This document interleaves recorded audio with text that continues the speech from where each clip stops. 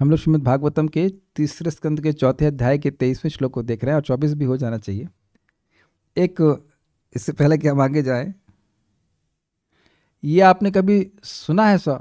मैं माता जी से पूछ रहा हूँ कि पति बोले भाई 1000 तरह की सब्जी मत बनाओ, ये एक सब्जी बनाओ, अच्छा बनाओ। है गलत तो नहीं कह रहे हैं? ये कई बार कंप्लेन आ जाती है, क्या ये 5-6 तरह की सब्जी बनाती, एक भी अच्छी नहीं बनाई है, एक सब्जी बना दो अच्छे से खा ले, संतुष्ट हो जाए। प्रभु जी लोग बोलते हैं स्वाभाविक सी बात है। या भाई अप्रिशिएट, मान गई एक सब्जी बनाई लेकिन तृप्त कर दी। तब कहेंगे ये सब बातें क्यों कह रहे हैं खाने पीने की? तो कोई व्यक्ति सोच सकता है प्रभु जी एक दिन में एक ही श्लोक दे रहे हैं, समझ गए ना? एक श्लोक ले लीजिए, उसको तृप्त हो जाइए एकदम। परम पूज्य राधा गोविंद महाराज एक श्लोक लिख देते थे और सुबह से शाम तक देखते रहते उसको। This is amazing. सुबह से शाम तक ब्लैक बोर्ड पे ऐसे दिखते रहते थे, इसमें क्या मतलब, क्या मतलब, ऐसे चरवन ऐसे आस्वादन करेंगे। अंतर एक है, अंतर ये है कि देखिए भोजन बनाने में लगता है 2 घंटा और आस्वादन करने में लगता है 10 मिनट। उसके बाद तो आस्वादन नहीं कर पाएंगे ना, डकार का तो आस्वादन कर नहीं सकते। और लेकिन यदि कथा में रुचि हुई तो देखिए मैं पका रहा हूं और आप आस्वादन करेंगे। Is that sinking in? ऐसा नहीं कि भोजन बना रहे और खा भी रहे, ऐसा तो हो भी नहीं सकता ना कि भाई मान लो अर्पण नहीं भी करना है तो ऐसा तो नहीं कि चावल पक रहा है और खाते भी जा रहे हैं। जब तक पूरा पकेगा नहीं तब तक आप खा नहीं सकते उसको। लेकिन कथा में भगवान के नाम में एक बढ़िया बात है ना कि एक अंतर है ना कि आपको नाम में रुचि मिल गई, कथा में रुचि मिल गई, तो जैसे बोली जा रही है, जैसे उसकी सृष्टि हो रही है, वैसे ही इसको आस्वादन भी कर रहे हैं। और डाइजेशन तो आप निर्भर करते रहे, सोचते रहे इसके बारे में क्या क्या लिखा हुआ है, क्या लिखा हुआ है। Quite interesting. ये मेरे वचन नहीं है, श्रीपाद शंकराचार्य जी कहें कि प्रतिदिन कम से कम एक श्लोक जरूर शास्त्र का पढ़ना चाहिए, क्योंकि वो एक श्लोक हमारे जीवन की धारा को चेंज कर देगा, एक श्लोक भी। अब इस बात पे जब हम वापस से श्लोक क्रमांक 22 में एक चीज को देखना चाहते हैं, एक तो बात पूछ लें कि हुआ क्या। बोला जा रहा है कि मैं जा रहा हूं, उससे पहले बोला गमिष्ये बद्रिकाश्रम, मैं बद्रिकाश्रम मंडलम, मैं बद्रिकाश्रम मंडल को जा रहा हूं, ये उद्धव जी ने विदुर जी को कहा। तो क्यों जा रहे हैं? तो कह रहे प्रिय है। तो क्यों प्रिय है? तो उस पर 22वां श्लोक बोला यत्र नारायणो देवो नरश्च भगवान ऋषि मृदु तीव्रम तपो दीर्घम ते पाते लोक भावनौ। वहां पे भगवान नारायण, नर नारायण भगवान के रूप में है, देवता के रूप में है, देवता है, भगवान है, और ऋषि के रूप में। भगवान तो है ही, भगवान के अवतार है, साथ ही देवता के पुत्र हैं, देवता के रूप में है, और ऋषि के रूप में विद्यमान है। क्या कर रहे हैं? तो वहां भगवान नारायण क्या कर रहे हैं मान लो पूछो, तो कहते हैं मृदु तीव्रम तपो दीर्घम। मृदु मतलब दूसरों को कष्ट ना देने वाला, बल्कि दूसरों को सुख देने वाली तपस्या कर रहे हैं। तीव्रम अर्थात अन्यों के लिए दुश्चर हो, और दीर्घम मतलब बहुत लंबे समय तक, काल कल्पांत पर्यंत। लेकिन अब इसको दूसरा अर्थ भी लेगा था, मृदु मतलब कोमल, तीव्र मतलब बहुत जल्दी फल देने वाला, और दीर्घ मतलब लंबा। ये तो ठीक है, लेकिन जरा इनको ऐसे प्ले कीजिए, मृदु मतलब सॉफ्ट और तीव्र मतलब तीक्ष्ण। तो ये दोनों अलग अलग हुआ है कि ना, अपोजिट कि नहीं? मैं बिल्कुल केवल आस्वादन के लिए बोल रहा हूं, मैं श्लोक से सट के नहीं बोल रहा हूं, केवल आस्वादन के लिए बोलिए। मृदु और तीव्र कॉन्ट्रडिक्टरी है। जैसे नारियल की चटनी या नारियल जो होता है वो मृदु होता है, कोमल स्वभाव का होता है, और हरी मिर्ची होती है वो तीव्र होती है ना? गलत तो नहीं कह रहे ना? तीव्र तीक्ष्ण। और तीव्र का दूसरा अर्थ लिया था जल्दी, और दीर्घ का मतलब लंबा, है ना? अगर कोई तपस्या से जल्दी फल मिल रहा है तो लंबे समय तक क्यों करेंगे? तो वह भी परस्पर विरोध कर रहा है, लेकिन फिर भी ऐसी तपस्या कर रहा है। ये केवल आस्वादन के लिए है, जो कल आए थे उस बात को समझ पा रहे हैं मैं क्या कह रहा हूं। बाकी क्यों कर रहे हैं? लोक भावना, लोगों का हित करने के कर रहे हैं। एक बहुत बढ़िया बात आपने सीखी यहां पे कि जिस स्थान पर ऐसी तपस्या होती है जो दूसरों को कष्ट ना दे, दूसरों के लिए सुखप्रद हो, तो वो स्थान भी भगवान को प्रिय होता है। और जब भगवान को प्रिय होगा तो देवताओं को तो प्रिय है ही। कुछ समझ पा रहे हैं कि आपने प्रसिद्ध बात सुनी होगी, भगवान शिव माता पार्वती से कहीं जा रहे थे तो अकस्मात वो एक जगह लौटने लगे।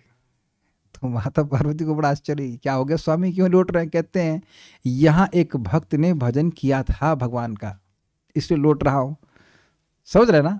वो स्थान प्रिय है। वो भक्त तो भगवान के पास चले गए, आगे गए, फिर लौटने लगे, तो कहते हैं यहाँ क्यों लौट रहे स्वामी? तो कहते हैं यहाँ पे आकर आगे जाकर भक्त भजन करेंगे।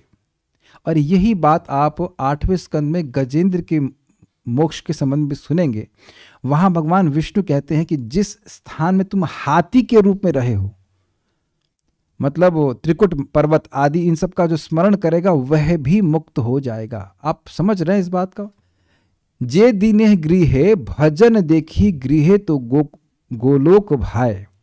जिस दिन मैं अपने घर में भजन देखता हूं, इसका मतलब है सामान्यतः गृहस्थी में भजन कम होता है, लेकिन अगर होता है और हो ही रहा है वैसे तो उसी दिन वहां गोलोक का निर्माण हो गया। भजन मतलब श्रवण कीर्तन स्मरण आदि। वो लोग कितने प्रिय हैं वो तो छोड़ दीजिए, वो स्थान भगवान को प्रिय है। वो स्थान भगवान को प्रिय है जहां पे भगवान की भक्ति होती है। What an amazing potency of devotional service. स्थान भी भगवान को प्रिय है। चलिए ये बात शिक्षा हमने यहां से ग्रहण करी। अब आगे देखते हैं कि क्या होता है। आज हम लोग श्लोक क्रमांक 23 को देख रहे हैं आगे।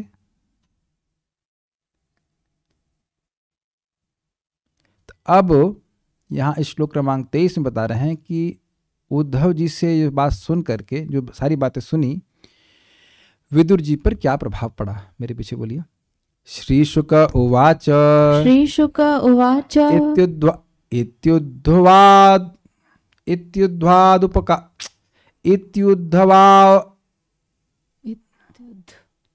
इत्युद्ध्वादुपाकर्ण्य सुहृदां दुस्सहं वधम्। इत्युद्ध्वादुपाकर्ण्य सुहृदां दुस्सहं वधम्। इत्युद्ध्वादुपाकर्ण्य सुहृदां दुस्सहं वधम्। इत्युद्ध्वादुपाकर्ण्य सुहृदां दुस्सहं वधम्। ज्ञानेनाशमयत् शक्ता शोकमुत्पतितं बुधः।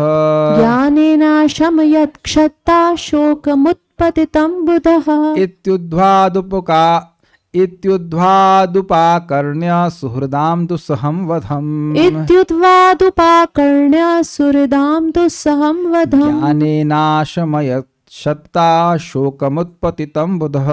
ज्ञानेनाशमयत् क्षत्ता शोकमुत्पतितं बुधः। श्री शुक उवाच इत्युद्ध्वादुपाकर्ण्य सुहृदां दुस्सहं वधम्। इत्युद्ध्वादुपाकर्ण्य सुहृदां दुस्सहं वधम्। ज्ञानेनाशमयत् क्षत्ता शोकमुत्पतितं बुधः। ज्ञानेनाशमयत् क्षत्ता शोकमुत्पतितं बुधः। श्री सुखदेव गोस्वामी ने कहा, उद्धव से अपने मित्रों तथा संबंधियों के संहार के विषय में सुनकर विद्वान विदुर ने स्वयं के दिव्य ज्ञान के बल पर अपने असह्य शोक को प्रशमित किया। यहाँ ज्ञान का मतलब है विवेक। श्री शुक उवाच, श्री सुखदेव गोस्वामी ने कहा, बुधः विद्वान, शत्ता विदुर जी इति, इस प्रकार उद्धवात् सुहृदाम दुस्सहं वधम उपाकर्ण्य, उद्धव से मित्रों तथा संबंधियों का असह्य विनाश का श्रवण कर उससे उत्पतितम यानी उत्पन्न, शोकम यानी शोकवेग को, ज्ञाने न अशमयत, ज्ञान यानी विवेक रूप ज्ञान द्वारा शांति की। तो देखिए, समझने का प्रयास कीजिए। व्यक्ति कथा सुन रहा है, लेकिन उसका खुद का भी विवेक होना चाहिए। Does that make sense? यहां बोला जा रहा है कि भाई उद्धव जी ने क्या बताया था कि आज भी नित्य द्वारका में भगवान के पार्षद उनके संग लीला कर रहे हैं, आज भी भगवान का दर्शन कर रहे हैं। तो ये बात ऐसा नहीं है कि विदुर जी को नहीं पता होगी, लेकिन अब जो बाह्य घटना हुई कि यदुवंश का संहार हो गया, उससे वो बहुत शुद्ध थे। जब उद्धव जी से सुने इस बात को तो वह उनका मन स्थिर हो गया। ये समझ में आ रहा है? पहली बात, इस जगत में देखा जाता है कि व्यक्ति दुखी है और उसको ज्ञान भी दीजिए तो उसका खुद का विवेक नहीं होता है, तो वह उस ज्ञान के द्वारा अपने मोह को नष्ट नहीं कर पाता है। मैं फिर से रिपीट कर रहा हूं, ये बात बिल्कुल समझ में आएगा तब श्लोक को आप आस्वादन कर पाएंगे। व्यक्ति की चेतना का स्तर थोड़ा डाउन होता है या काफी डाउन होता है तो ज्ञान देने पे भी वह रोता ही रहता है। जैसे ये मनुष्यों की बात छोड़िए, देवताओं में भी होता है। माता अदिति अब देवताओं का सारा राज्य चला गया, बलि महाराज उनको जीत लिया, तो अब उनको बहुत दिक्कत कि हमारे बच्चों का राज्य चला गया है। और बलि महाराज किसकी संतति है? उन्हीं की को वाइफ कहते हैं, क्या बोलेंगे, सौत बोल लीजिए, दिति के ही वंशज हैं वो। दिति के पुत्र हिरण्यकशिपु के प्रहलाद, प्रहलाद महाराज के विरोचन के बलि महाराज, तो उन्हीं के वंशज हुए ना, अलग तो नहीं हुए। तो उन्होंने अपने पति कश्यप मुनि की सेवा करी, सेवा करके उनसे वो प्रसन्न हो गए, क्या चाहिए चाहती हो? तो उन्होंने कहा ऐसा हमें वरदान दीजिए कि हमारे पुत्रों को राज्य वापस मिल जाए। तब वो कह रही एक्चुअली पहले वो समाधि से बाहर आए और देखे कि उनका मुंह लटका हुआ है, तो उदास है, तो सोची क्या हुआ, अपने से सोच रहे थे क्या तुमने अतिथियों की सेवा नहीं करी, तुमने ये नहीं किया, तुमने वो नहीं किया, इसलिए दुखी हो। तो बाद में बोले आए ये तो अपने पुत्र के शोक में रो रही हैं। तो फिर वो बोलते हैं कि कौन किसका पुत्र है, ये सब तो मोह है, तब भी उनका शोक नहीं जाता, क्योंकि उस समय उनका खुद का विवेक नहीं है। एक भक्त हैं, याद आ रहा, उनका लड़का घर छोड़ के चला गया तो मैं उनको समझा रहा था, भाई आप लड़का चला गया ठीक है, तो मृत्यु तो आपके पास आएगी ना, मृत्यु का तो आपको समाधान करना चाहिए, मोक्ष के बारे में आपको प्रयास करना चाहिए, ज्ञान दिया जा रहा है, हम देह नहीं हम आत्मा इत्यादि, हमको मुक्ति नहीं चाहिए, हमको लड़का चाहिए। अरे तो भाई ले लो, लड़का तो मिला नहीं, अब तो खैर भक्ति कर रहे हैं।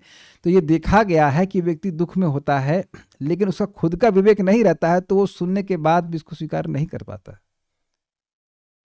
ये बहुत अच्छी बात है कि अगर हम नियमित रूप से कथा सुनते हैं तो ठीक है, हम परेशान हो सकते हैं किसी घटना से, लेकिन मान लो कोई भक्त हमको समझाएगा तो हम समझ जाएंगे। एक बार एक सीनियर भक्त का मेरे प्रति बर्ताव अच्छा नहीं था, तो स्वाभाविक सी बात है कि मेरा मन उनको प्रणाम करने का नहीं कर रहा था। मुझे पता है कि प्रणाम करना चाहिए, लेकिन ऐसा नहीं कि कुछ विवेक है ही नहीं। तो परम पूज्य वृंदावन चंद्र महाराज को मैं पूछा, महाराज अगर सीनियर भक्त खराब बर्ताव करें तब भी उन्हें प्रणाम करना चाहिए? तो किसको प्रणाम कर रहा है तू? भगवान कर रहा है ना। हाँ ठीक है महाराज, ओके। तो आप समझेंगे अंतर बन जाता है। जो एकदम शास्त्र नहीं जानता उसको ज्ञान देंगे तब भी उसके चित्त में ठहरेगा नहीं। लेकिन अगर आप नियमित रूप से सुनते रहेंगे तो कभी परेशानी में होंगे तो भक्त कुछ बताएंगे, समझाएंगे शास्त्र के अनुसार, तो आपको बात समझ में आ जाएगी, प्रभुपाद जी ग्रंथ पढ़ के मन स्थिर हो जाएगा। Is it okay? बहुत बड़ी बातें हैं, क्योंकि माता की मृत्यु होगी, पिता की भी मृत्यु होगी, या आपका और भी कोई प्रिय व्यक्ति उसकी भी मृत्यु होगी, या धन छिन जाएगा, बहुत व्हाट नॉट, क्या नहीं हो सकता है ये बताइए जगत में। आप एक बात बता दीजिए कि ये दुर्घटना हमारे साथ नहीं हो सकती है। मेरी भाषा समझ में आ रही है? जो भी दुर्घटनाएं जगत में होती हैं उनमें से एक बता दीजिए कि हमारे साथ नहीं हो सकती, यानी कोई भी हो सकती है। जो न्यूज हम पढ़ रहे हैं उसके भी भाग हम बन सकते हैं कि नहीं कल? अग्रीड? फिर क्या करेंगे बताइए? तो ये बड़ी इंटरेस्टिंग बात है कि विदुर जी स्वयं महाभागवत हैं। उद्धव जी से बात सुनकर के अपने मन को स्थिर करिए। बहुत व्याकुल हो रहे थे, आप लोग इसको 3.1 में सुने थे, उन्होंने प्रश्न किए थे बड़े व्याकुल होकर के। उनको पता था कि इतनी गर्मी लग रही है आपको, हाँ, तो कुछ साइलेंट फैन लेके आइए अपना USB पावर्ड लेकिन दिस इज गिविंग डिस्टर्बेंस। ठीक है, तो सुन लीजिए श्लोक को। श्री शुक वाचा, सुखदेव गोस्वामी ने कहा, इति इस प्रकार मतलब जो अब तक आप सुनते आए हैं उद्धव जी से, उस प्रकार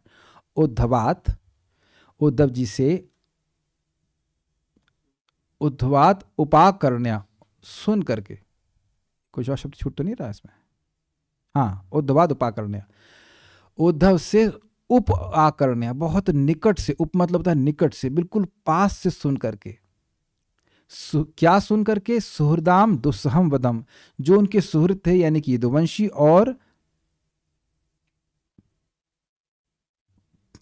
कह लीजिए, यदुवंशी और पांडव का भी ना, सॉरी पांडव नहीं, पांडव अभी पांडव से तो मिलेंगे ये लोग, पांडव का भी नहीं हुआ है, ठीक है। ये यदुवंशियों का जो संहार था उसको सुन करके, वह जो कि दुस्सह था, उसको सहन नहीं कर पाते, फिर भी ज्ञानेना नाशम, यही शब्द है ना, ज्ञानेना अशमयत, ज्ञान के द्वारा शमन कर दिया। अग्नि शमन विभाग, समझ में आ रहा है? शमन मतलब बुझा दिया, तो यानी कि यह जो घटना थी ये दुस्सह वैसे थी जैसे अग्नि। बहुत प्रकार की अग्नि होती है, कामाग्नि, प्रेमाग्नि और शोकाग्नि। तो जो शोक की अग्नि थी उसको शमित कर दिया। किसने? क्षत्ता, विदुर जी ने। शोकम, जो वो कैसे उत्पन्न हुआ था? तो कहते हैं शोकम, शोकम उत्पत्तम, जो शोक रूप, जो शोक उन पर शोक उत्पन्न हुआ था। इस प्रकार आचार्य कहते हैं जो शोक उन पर आग गिर पड़ा था। उत्पतितम मतलब पतित मतलब गिर पड़ा, तो दूर से कोई निक्षिप्त कर दिया जाए, फेंक दिया जाए, ऐसा उन पर जो गिर गया तो उसको शमित कर दिया। समझ पाए मैं क्या कह रहा हूं? इसको आप लोग समझना आसान होगा। क्या कभी आप लोगों के संग ऐसा हुआ है कि बहुत बुरी खबर सुनी हो? अच्छा, हमारा ऐसा हुआ ही नहीं कभी। बहुत दुख देने वाली घटना सुनते हैं तो शोक ऐसा लगता है कि आके आप पर गिर पड़ा हो, दब गए उस शोक के अंतर्गत। अब ये मत कहना कि ये भी नहीं हुआ, सब क्या यहाँ पे ब्रह्मभूत प्रसन्नात्मा है, अरे एकदम व्यक्ति डूब जाता है में, अच्छा उनकी मृत्यु हो गई, ऐसा करके सुन लेता है। तो ऐसा एकदम शोक उस पर मालूम गिर ही जाता। उत्पतितम तो होगा उत्पन्न, और उत्पतितम मतलब गिर गया हो ऊपर से, दूर से कोई फेंक दिया हो आपके ऊपर वो वजन शोक का, तो उसको वह शमित कर दिया, क्योंकि बुद्धिमान थे।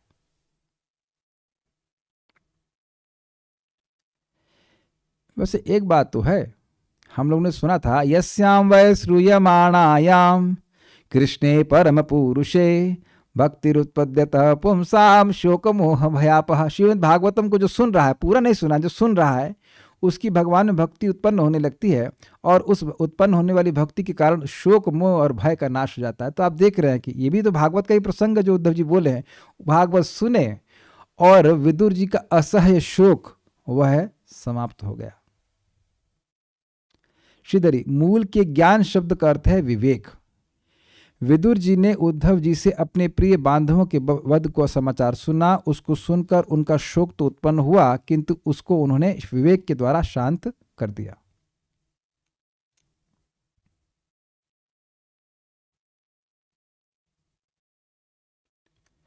सारार्थदर्शनी इति, अर्थात इस प्रकार विदुर जी ने उद्धव से अपने सुहृदों के असहनीय विनाश के विषय में श्रवण किया, एवं वे कृष्ण द्युमणि निम्नलोचे श्रीमद् भागवत 3.2.7 आदि श्लोक से प्रारंभ करके उद्धव द्वारा कही गई बातों की समीक्षा करने से उत्पन्न ज्ञान द्वारा शांत हो गए ना। This is very interesting. कोई बात बोली जाए, उसकी समीक्षा, सम्यक ईक्षण, क्रिटिकल एनालिसिस कि यह क्यों कहा।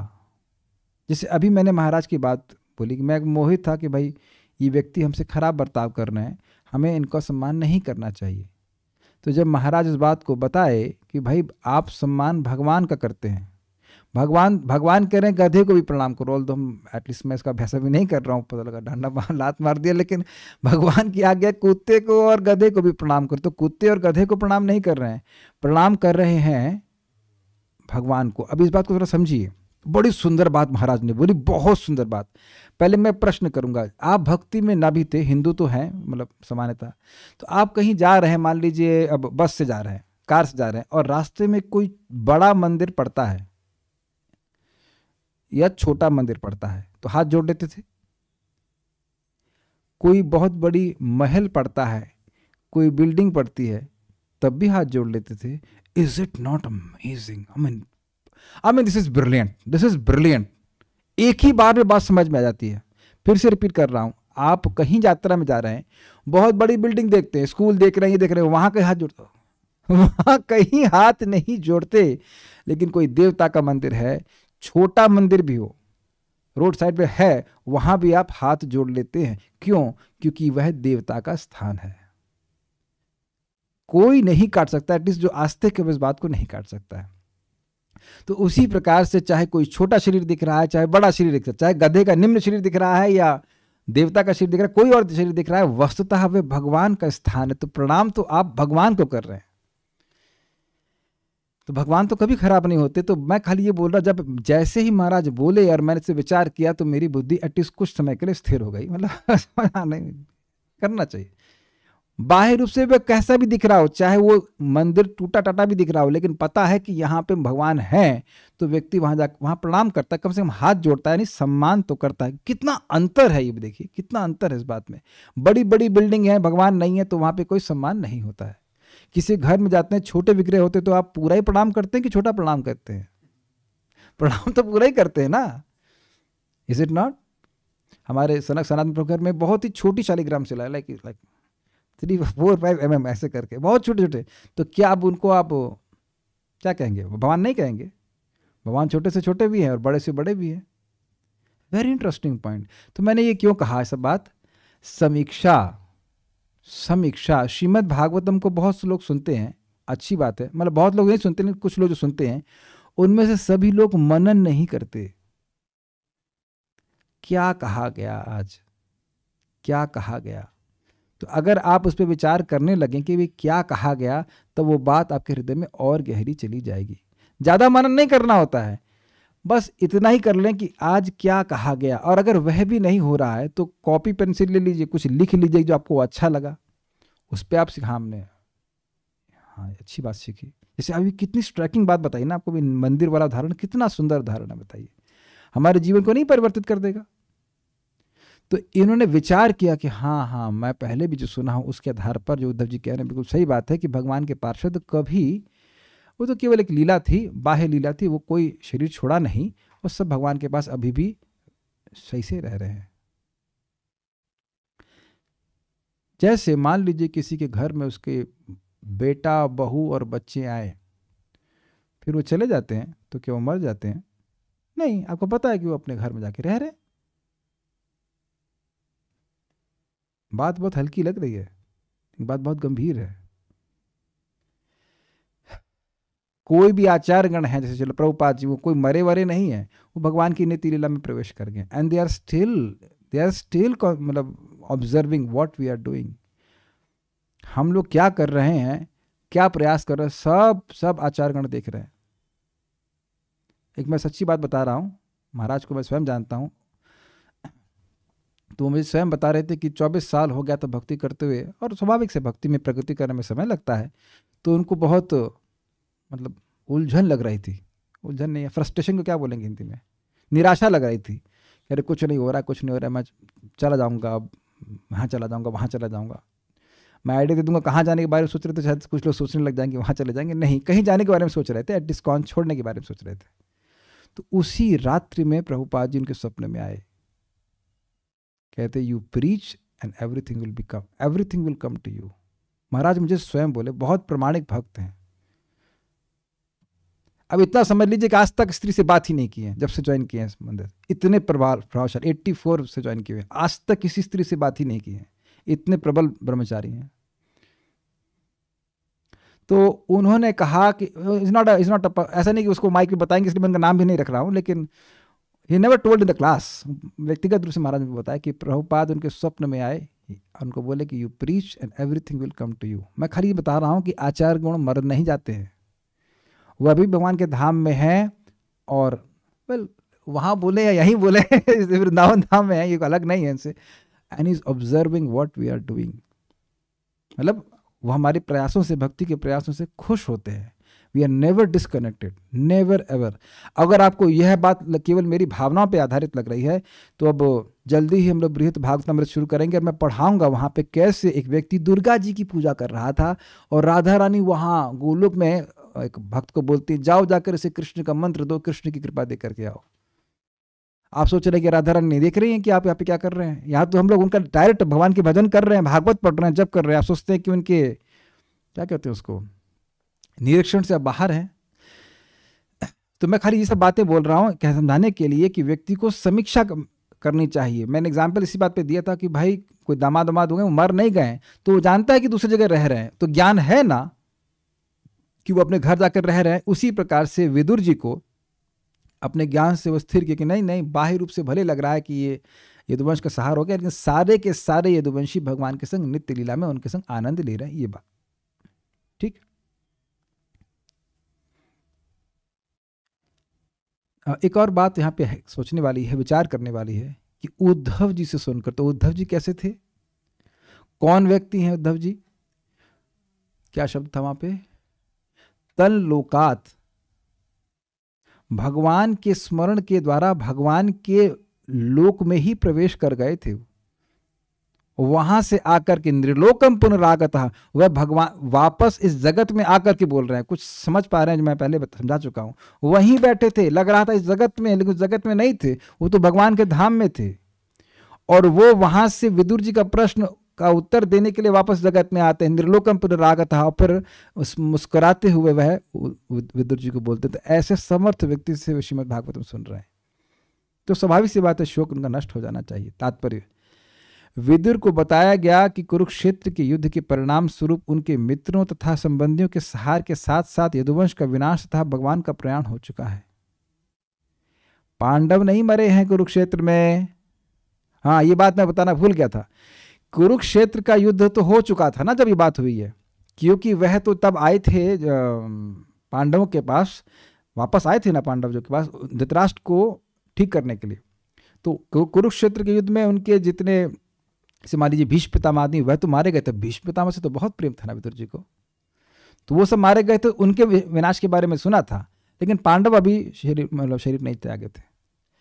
विदुर को बताया गया कि कुरुक्षेत्र के युद्ध के परिणाम स्वरूप उनके मित्रों तथा संबंधियों के सहार के साथ साथ यदुवंश का विनाश तथा भगवान का प्रयाण हो चुका है। इन सब से कुछ समय तक वे शोकाकुल हो उठे, किंतु दिव्य ज्ञान में अत्यधिक बढ़े चढ़े होने से वे अपने को उस ज्ञान द्वारा शांत करने में पर्याप्त समर्थ थे। फिर वही बात मैं रिपीट करूंगा कि व्यक्ति इस जगत में है तो शोक आदि से अभिभूत हो सकता है कुछ समय के लिए, लेकिन अगर वह दिव्य ज्ञान का अनुशीलन करता रहता है तो उसका स्थायी प्रभाव यह होगा कि वह इससे बिल्कुल दब नहीं जाएगा।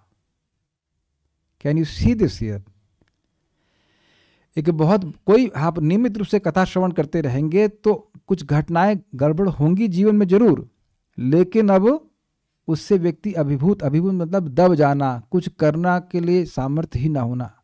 मैं अब नाम नहीं रख रहा हूँ, लेकिन हमको बहुत दुख लगा कि एक भक्त हैं, उनकी पत्नी गलत व्यक्ति से, मतलब रॉन्ग चॉइस, तो अभक्त से शादी कर लिया या फिर जो ठीक से भक्त है, तो अब ठीक है वो भक्ति में पूरा दीक्षित है, सब कुछ है, तो माला करना छोड़ दिए। तो अब देखिए कथा नहीं सुन रहे थे, भक्तों की संगत से दूर थे, तो एक छोटी सी घटना की वजह से खराब पत्नी मिलना ये तो सामान्य बात है कलयुग में ना, कोई हम अपराध तो नहीं कर रहे ना।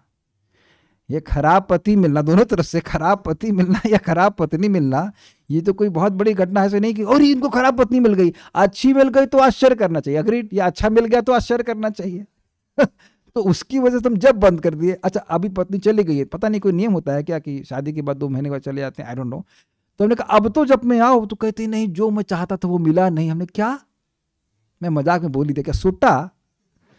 I mean, what you want? You have mala, you have initiation from His Holiness Radha Govind Maharaj. People are लालायित हो रहे हैं, अब नहीं मिल रहा है, और आपको डबल इनिशिएशन मिला है, महाराज का आशीर्वाद मिला, सब कुछ मिला, और आप कहने की क्या नहीं मिला है? और क्या देने बताइए? एक्स्ट्रा जीव दे दे यहाँ पे। What you want more? मुझे बड़ा क्रोध भी आ रहा था उसमें, इतना दब गए तुम। मैं उनको बोला आपको लूलू ट्रेनिंग दी है क्या मैंने, लूलू बनने की, कि पत्नी खराब मिली है तो जब नहीं करेंगे या वट। आप लोगों को लग रहा है कि मैं लौकिक बात नहीं, हम लौकिक बात नहीं बोल रहे हैं। एक भी भक्त इस प्रकार से माया में जाओ, लेकिन वापस तो आओ।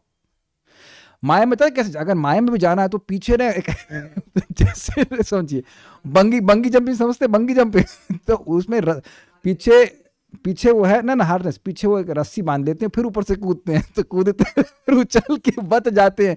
ऐसा नहीं कि रस्सी खोल के कूदे और मर ही गए, खत्म। How can you not chant Hare Krishna मंत्र? आप लोगों को ये बात हल्की लग रही है, अगर चाहते हैं कि जीवन भर भक्ति करिए तो प्रतिदिन भगवान के बारे में सुनिए। Here till you die then you will never die, ये बात है। एक एक दिन बहुत महत्वपूर्ण है, और जितना नहीं सुनेंगे उतना और शोक अभिभूत करेगा, और शोक अभिभूत करेगा।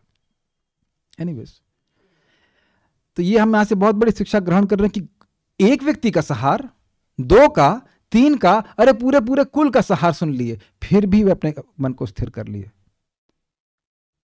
क्या ऐसा नहीं हो सकता कि हम जिन जिन लोग को जानते हो सब एक साथ मर जाएं? आप कैसे कह सकते हो कि नहीं हो सकता? कोविड में नहीं हो रहा था, वो क्या प्लेग हुआ था बीच में मतलब बहुत पहले हुआ था। ऐसे ये हालत थी कि व्यक्ति को एक का मतलब जलाने के लिए गए और लौट के पता दूसरा व्यक्ति मर गया। हमारे घर मतलब जिस घर में हमारी मान्यता रहते थे लखनऊ में, तो उसके सामने पिताजी मरे 90 साल के, उनके दुख में 55 साल का लड़का और मर गया। जिसको वो जलाने गए पिताजी को, बच्चा लड़का मर गया, बताइए। जवान ही बोलेंगे, मतलब 55 ऑलमोस्ट जवान। तो आप बताइए। तो अब एक और भक्त हम जान रहे हैं, उनकी बच्ची मर गई 14 साल की, तो बस उनकी भक्ति समाप्त कर रहे हैं, कभी नहीं कर रहे हैं। जैसे लग रहा है कि उनको ब्लेसिंग्स दे दिया गया कि वो मरने वाली नहीं है। तो ये देखा जा रहा है कि दुख सुख आने पर व्यक्ति दब जाता है, अगर कथा सुनता रहेगा तो नहीं दबेगा। बहुत इंपॉर्टेंट बात है। जैसा कि भगवद गीता में कहा गया है, शारीरिक संबंधों के साथ दीर्घकालीन संगति के फलस्वरूप मित्रों तथा संबंधियों के हार के कारण शोक का होना तनिक भी आश्चर्यजनक नहीं है, किंतु मनुष्य को उच्चतर दिव्य ज्ञान के द्वारा ऐसे शोक को दमित करने की कला सीखनी चाहिए। बड़ी सुंदर बात यहां प्रभुपाद कह रहे हैं। इतने समय से, अनादिकाल से हम अपने को देह ही मानते आए हैं, तो देह मानने में कोई दिक्कत नहीं होती है। पहले ये पॉइंट समझ लीजिए। बार बार हर जन्म में देह मानना शुरू करते हैं। बचपन जैसे देह प्राप्त होता है, मैं हूं। और अगर नहीं पता हो तो तुम ये हो तो बोलते रहते हैं लोग, बोलो पापा तुम ये हो, तो वो और अज्ञान पक्का हो जाता है। तो अब जब मैंने ये मान लिया कि मैं देह हूं, तो देह संबंधित लोग मेरे हैं। तो इस वजह से शोक होना किसी के बीमारी से या किसी की मृत्यु आदि से, ये कोई बड़ी बात नहीं, नेचुरल। लेकिन आप यह देख पा रहे हैं कि अर्जुन जैसा महान विजेता, कितने बड़े महान विजेता, इंद्र की तरफ से। मैं यह कह रहा था कि देखिए शोक कैसे प्रभावित करता है, कि अर्जुन जैसा महान योद्धा जो इंद्र की तरफ से युद्ध कर रहे थे, और 60,000 निवाट कवच नामक जो असुर थे, राक्षस थे, उनको वो अकेले ही खत्म कर दिए थे। और यह भी आप जानते हैं कि विराट युद्ध में बृहन्नला के रूप में, काइंड ऑफ लड़की के रूप में, वह अकेले इन सभी लोगों से युद्ध कर लिए थे, यानी कि द्रोणाचार्य, भीष्म पितामह आदि, और बड़े उत्साह से कर लिए थे, जिनसे अब वह युद्ध करने में झिझक रहे थे। यही थे ना दुर्योधन आदि, और तो कोई नई पार्टी तो थी नहीं। लेकिन एक चीज की कमी थी, वो भगवान की इच्छा से था, वो था शोक, संशय। Can you see the potency of this energy? संशय कि क्या यह धर्म युद्ध है? धर्म संकट में धार्मिक व्यक्ति ही पड़ता है। नॉट अधर्मिक व्यक्ति के लिए धर्म संकट नहीं होता, क्योंकि उसे धर्म से मतलब ही नहीं है। उसको कहना ये अधर्म है कि नहीं, अधर्म है तो मैं जरूर करूंगा। तो उनको संशय हो जाने से वह, उनकी हालत देखा था क्या हो गए थे। गांडीवम संस्कृते हस्तात त्वक चैव परिदह्यते। मेरा गांडीव मेरे हाथ से सरक रहा है। जो विचार कीजिए, जो गांडीव वो दोनों हाथों से चला सकते थे। अपने लेफ्ट हैंड से लिखने का प्रयास कीजिए अगर आप राइटी हैं तो। It's so difficult. जिससे वह दोनों हाथों से बराबर क्षमता से चला सकते थे, उनको महाबाहु कहा जा रहा था। अकेले वह निवाट कवचों को हरा दिए, वह भीष्म पितामह आदि सबको हरा चुके हैं अकेले, विदाउट एनी सपोर्ट। वो व्यक्ति शोक से अभिभूत होकर के गांडीव को हाथ में धारण करने की क्षमता नहीं रख रहा था। और ये देखिए दिव्य ज्ञान का प्रभाव, कि अंत में अर्जुन क्या कहते हैं, करिष्ये वचनम तवा।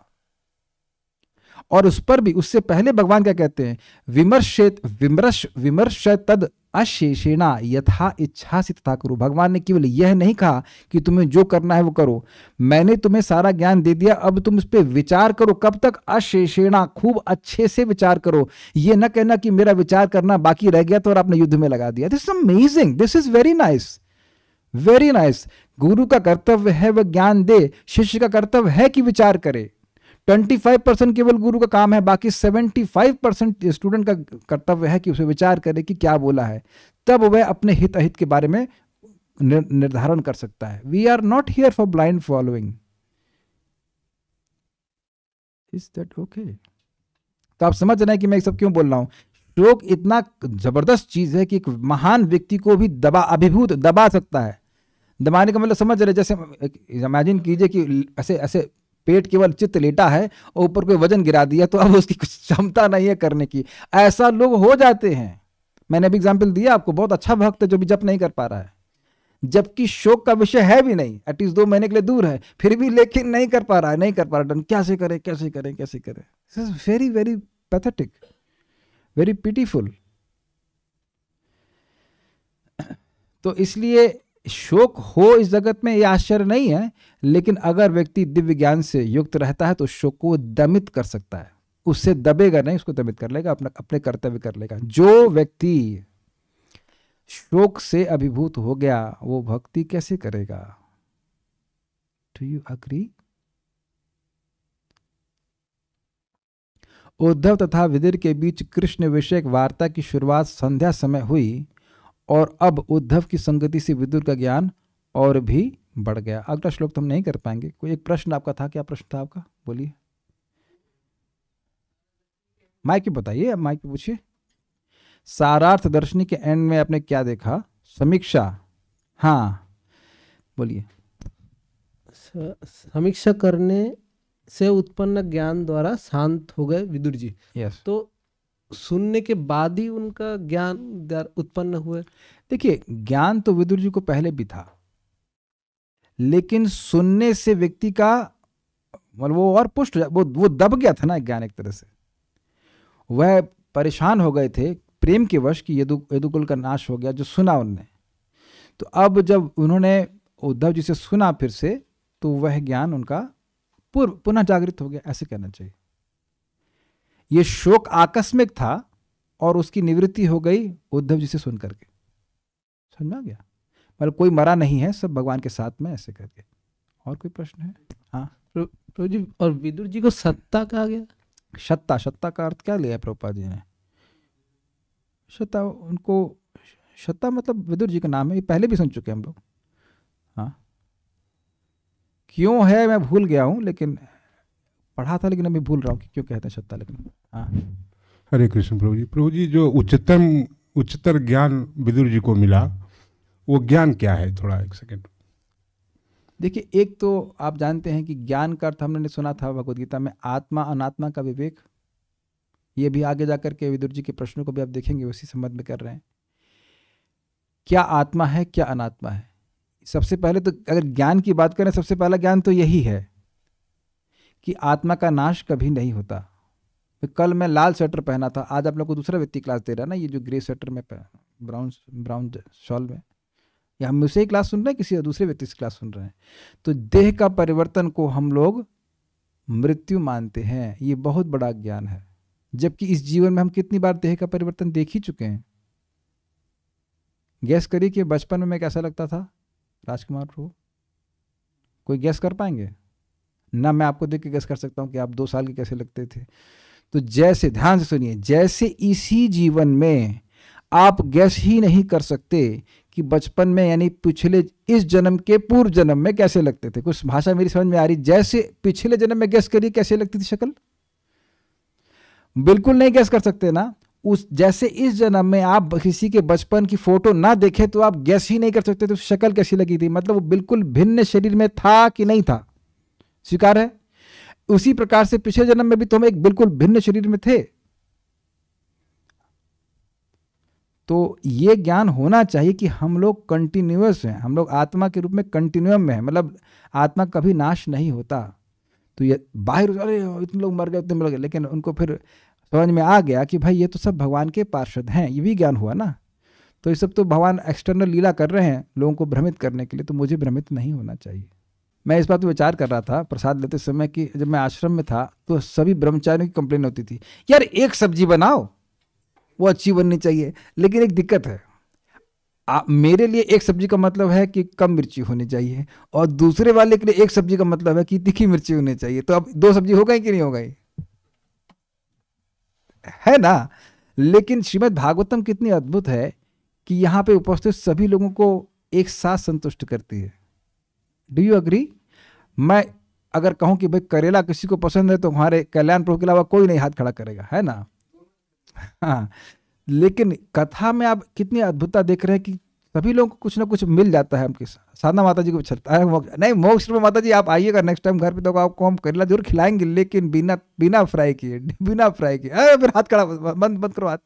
सो आई एम ट्राइंग टू से इज कि खाने में ये सब हो जाता है ना, किसी को ये पसंद है, किसी को पसंद है, लेकिन कथा एक अद्भुत चीज़ है कि आप हर भक्त को कुछ ना कुछ मिल जाएगा। और देखिए एक बात आप मेरी समझिए, मैं केवल कथा नहीं कह रहा, कथा कह रहा हूं लेकिन केवल कथा नहीं कह रहा हूं।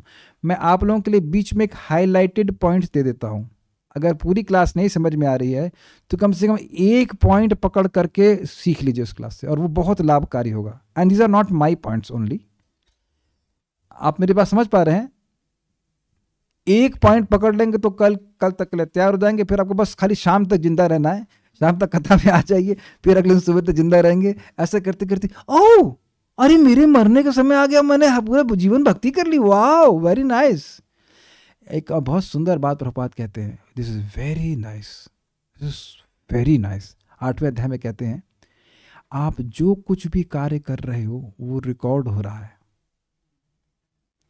और उसके द्वारा ये निर्णय किया जाएगा कि अगला जन्म कहाँ मिलना है। बात आपको पता है, लेकिन जिस तरह से कही जा रही है वो बहुत बढ़िया बात है। Everything is being noted.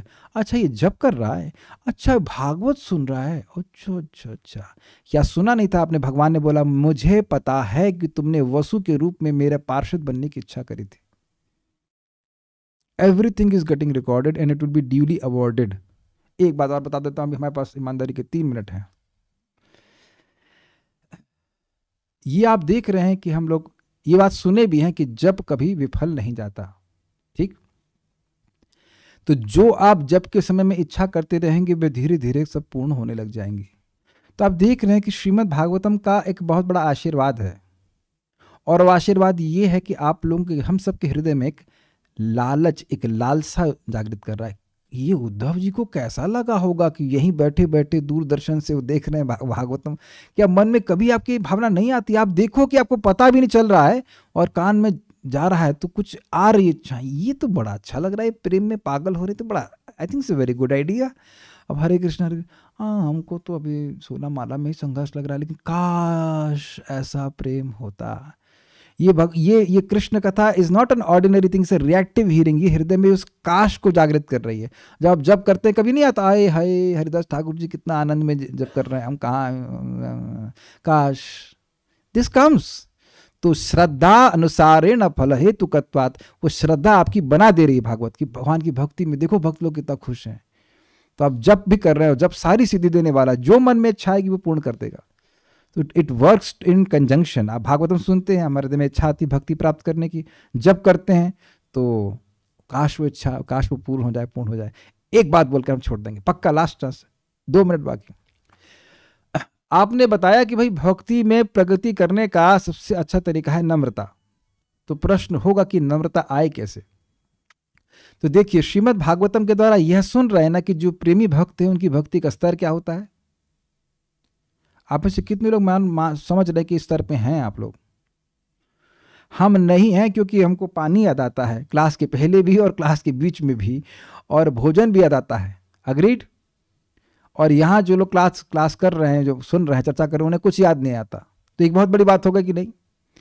तो आप जब भक्तों का स्तर देखते हैं, ये तो वहाँ है, हम तो बहुत नीचे हैं भाई, अभी तो बहुत नीचे चलना है, तब स्वाभाविक रूप से हृदय में नम्रता आती, भगवान हम तो अभी बहुत नीचे हैं, अभी तो बहुत नीचे है। डिप्रेशन नहीं आता है, नम्रता आती है कि भगवान हम तो अभी नीचे, हमको तो और भाई हम पर दया कीजिए, हमारी भक्ति बढ़ जाए। तो ये भागवतम हमको इस प्रकार से नम्र होने में भी बहुत सहायक करती है कि देखो भाई कितने प्रेमी भक्त हैं, अब आपको भी ऐसा प्रेम प्राप्त करना चाहिए। And it brings humility. Basically if you see the distance, ये देखें कि कितनी दूरी है भगवत प्रेम की स्थिति में और हमारी स्थिति में, तो स्वाभाविक रूप से नम्रता आ जाती है। And we can progress. We'll stop now. Hare Krishna. Srila Prabhupada ki jai. Nitai Gaur Premanande.